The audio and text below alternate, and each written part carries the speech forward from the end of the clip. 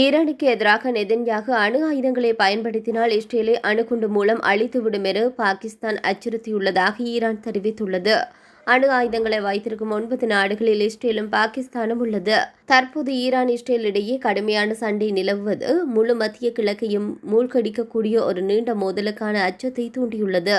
இந்த நிலையில் ஈரானின் தேசிய பாதுகாப்பு கவுன்சிலின் உறுப்பினரும் IRGCயின் மூத்த அதிகாரியுமான ஜெனரல் மொக்சின் ரெசாயி நேர்காணலில் பாகிஸ்தான் ஆதரவு குறித்து பேசியுள்ளார்.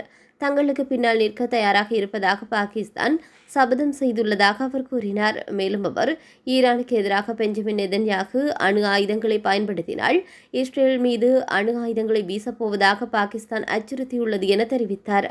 ஆனால் பாகிஸ்தானின் பாதுகாப்பு அமைச்சர் ஹவாஜா ஆஷிப் அவருடைய கூற்றுக்களை மறுத்து பாகிஸ்தான் அனைத்து சர்வதேச அணுசக்தி துறைகளிலும் கையெழுத்திட்டுள்ளது.